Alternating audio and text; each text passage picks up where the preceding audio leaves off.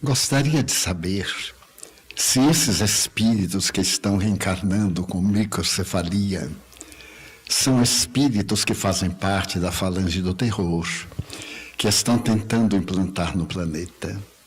O que acontecerá com o chefe do terror? Não especificamente. A microcefalia sempre existiu. Na atualidade, os espíritos endividados sincronizam com os recursos que existem na Terra para resgatarem suas dívidas. Suicidas, pessoas que cometeram grandes traições, indivíduos que se utilizaram da inteligência para a prática do mal, pessoas execrandas na condição de esquizofrênicos, inimigos sociais, realizadores de crimes seriais, tem um peso atômico específico que sincroniza com determinadas enfermidades deformantes ou degenerativas. Digamos que cada espermatozoide possua características X, Y, Z para imprimir no óvulo, quando fecundado, aquilo que será o karma do indivíduo.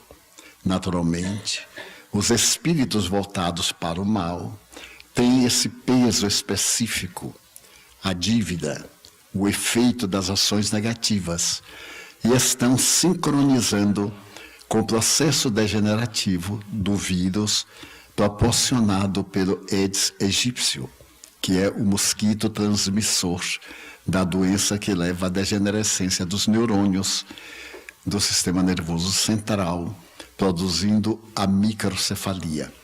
Mas não necessariamente tal tipo, qualquer um de nós que esteja na área do mal e que desça aos escombros do nosso ser e que tenha de reencarnar, como sempre ocorreu com os microcéfalos de ontem, os macro, os hidrocéfalos. Então eles vêm por uma lei natural de atração. E o chefe do terror, aquelas entidades perversas comandadas por seres animalescos, objetivando gerar na Terra as grandes bacanais, a perda do sentido da vida, a ausência de uma ética, a ganância de sobrepor-se acima de todos os outros, esses também contam com a misericórdia de Deus. Nunca podemos pensar que o indivíduo tem que pagar. Allan Kardec, no capítulo 7 do livro Céu e Inferno, dedica uma página que é uma das mais belas da justiça. É o estudo exatamente da justiça do reino de Deus. Código Penal da Vida Futura. Nesse Código Penal, ele estabelece as ações e as consequências. Todos nós erramos. E não podemos achar que determinado indivíduo que está no terror, nas milícias muçulmanas do Oriente, cometendo crimes hediondos, cujo prazer é matar, como eles declaram, venham a reencarnar de tal ou qual forma. Porque talvez alguns de nós ainda não cometemos certos crimes por injunções sociais ou circunstâncias. Não raro, no meio de pessoas aparentemente civilizadas, surge um criminoso serial. E todos declaram, mas era uma pessoa muito boa, gentil, bom vizinho, e de repente mudou. Ele apenas desvelou o nível em que se encontrava. Era, portanto, esquizofrênico antissocial que fingia, tinha uma dupla personalidade. Então, eles voltam e vão resgatando.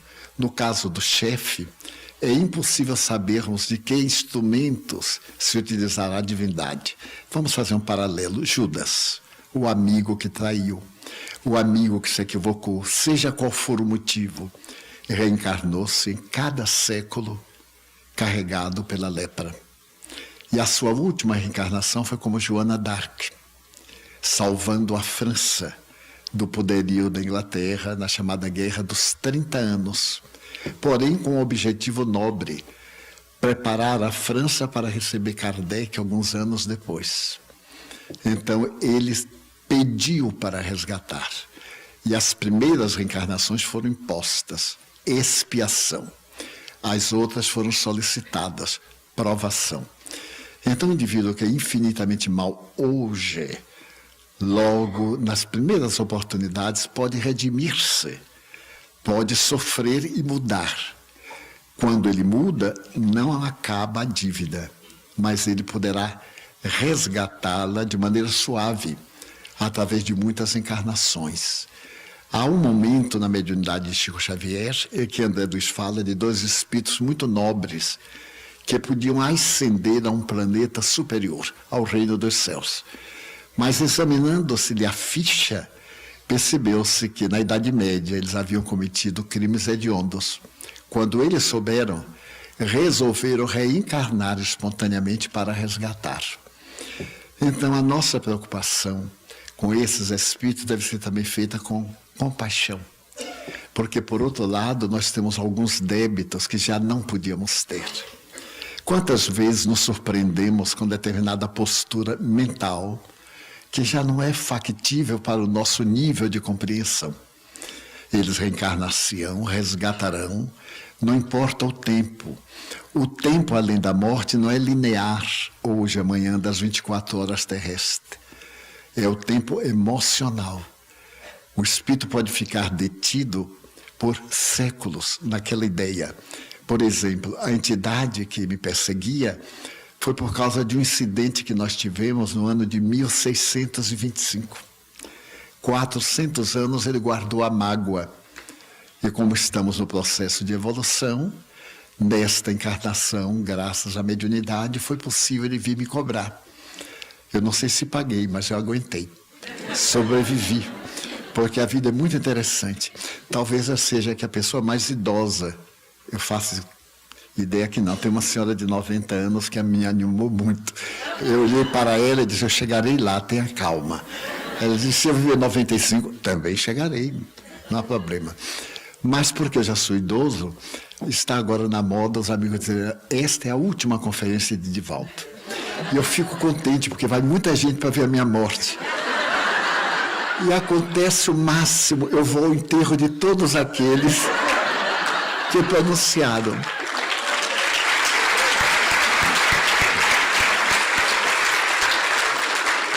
Há 40 anos eu tive um infarto do miocárdio, parada cardíaca, e o médico me deu 20 a 28 dias. Eu fui no enterro dele. Foi uma maravilha, ele morreu de infarto. E eu superei. Na Inglaterra, eu tinha uma amiga, Miss Schmidt, uma irlandesa. Ela sempre era muito amiga, vinha da Irlanda, de Dublin, para poder me ouvir. E eu gostava, porque ela era gordinha. Eu acho linda a moça magra, mas gordinha melhor para a gente dar um abraço. Tenho que abraçar. E na hora do passe, quando chega aquele palito para dar passe, não tem nada, uma gordinha não sua. É uma maravilha o passe de uma gordinha, porque sai energia. Aquela magrinha, aquela coisa assim flutuando no ar, a gente ainda faz uma prece em favor dela. Eu abraçava, e abraço de gordo é uma delícia.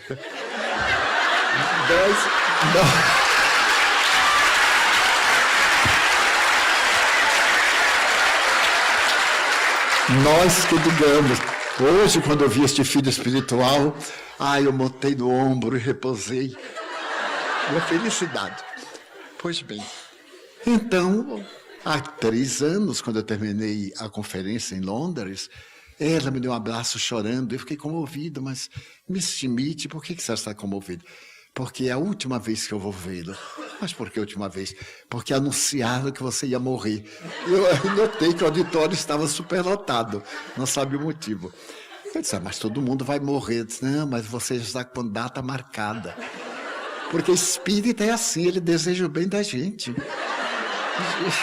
Já vai resolvendo qualquer problema, por amor. E então eu disse, mas eu acho que não vou morrer agora, eu sou tão saudável. Em todo caso, vá lá, vamos chorar então minha morte. Choramos. No ano seguinte, eu não a vi, mas não me lembrei.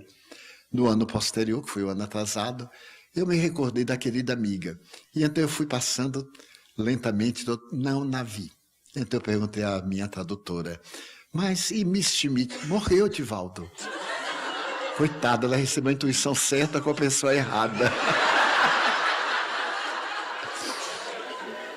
Então, a verdade é, eu estive muito doente no mês de maio. Mas, perdoe, está tomando tempo com alguma coisa que não é vida pessoal. Mas são exemplos humanos.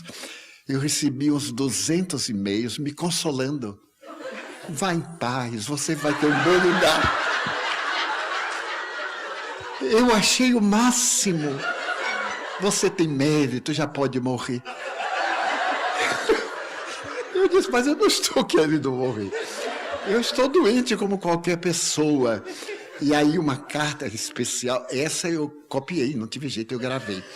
A pessoa me diz assim, nós vamos lembrar de você, me ajude, já me dando trabalho antes de morrer. Porque espírita é uma coisa especial. Um diz assim do outro, que Deus lhe dê muito trabalho. Eu digo, a você também. Porque é só para nós. Dessa forma. Quando vocês receberam, há poucos dias me mataram na internet. Eu estava em São Paulo fazendo um seminário, eu estava no auge do seminário. Então a moça passou lá no fundo e me mostrou um papel. Eu fazendo um seminário, interpretando uma página de psicologia complicada, e a moça, eu não conseguia ler. Ela então não teve jeito, passou e jogou em cima da mesa. E então, eu falando, eu olhei assim, você acaba de morrer pela internet. Anunciaram que eu tinha morrido lá em São Paulo com um problema muito grave, até já deram atestado de óbito, com um problema de pleura e de tal coisa. E então, aí eu tive que rir, disse, vocês desculpem, mas estou falando com fantasma, porque eu acabei de morrer e estou aqui falando. Aí um amigo teve a ideia, tirou uma fotografia minha, mandou logo que fui fotografar, se botou no internet. Divaldo está vivo e saudável falando agora. O povo está com a pressa. Eu me lembro de Chico Xavier, quando ele completou 90 anos, 90, eu ainda falto 2 para 90. Aí perguntaram, Chico, é verdade que você está perto de morrer? Olha que pergunta. Aos 90 está perto. Ele então respondeu, o povo está com a pressa, mas eu não estou com pressa nenhuma. Ainda ficou 2 anos. Mas aí, essas entidades voltarão, estarão conosco. Nós seremos suas vítimas, seus algozes, porque a lei é de progresso. São equívocos, e isso nasce em nós um sentido de compaixão imensa. E tem aqui uma pergunta que eu vou aproveitar. Por que atualmente está tendo a tendência de os espíritos se chamarem kardecistas? É um erro. Nós somos espíritas. Porque se formos kardecistas, equivale a dizer que tem espíritas não kardecistas. Emmanuel, numa linda página, diz, espírita seja o nome do teu nome.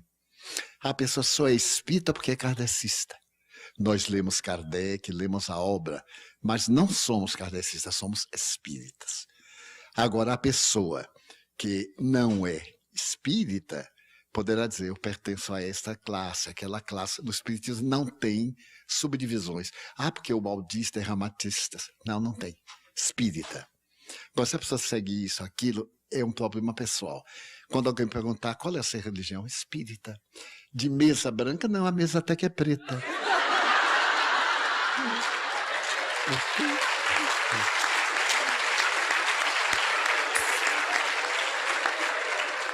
O povo arranja coisas incríveis. Você é do alto ou do baixo espiritismo? Eu digo, eu estou no meio. Não. Por que tem o alto? O alto é a doutrina, o baixo é Umbanda. Não, não temos preconceito nenhum. A Umbanda também é um alto movimento espiritualista. O judaísmo, seja o que for. Eu sou apenas espírita. E essas existem. Mas eu moro em Salvador, né? Lá o ambiente é um pouquinho agitado. Ele diz assim, mas de que terreiro? Eu digo, não é para ver terreiro, é um centro espírita. Ah, sim. Mas lá recebe caboclo. Eu digo, se ele vier, a gente recebe, não volta ninguém para fora. Não tem prejuízo. E recebe preto velho. Eu digo, tanto preto como branco como roxo, a gente recebe. A mediunidade é neutra, é um telefone. Alguém telefonou, se tiver outro, atende. Agora, não seguimos os conselhos de espíritos de tal classe, porque eles ainda necessitam de orientação. Se o espírito vem com certas características, ainda está humanizado. Não tem a condição de nos orientar. Por que nós vamos ficar presos a determinados tabus, preconceitos, quando a doutrina nos liberta? Está no Livro dos Espíritos a liberdade de consciência, a liberdade total. Aí o Espiritismo proíbe nada. Somos livres para fazer e somos constrangidos a resgatar. O efeito virá. Então a doutrina é essa maravilha. Não proíbe absolutamente nada, mas cada um é responsável pelos seus atos.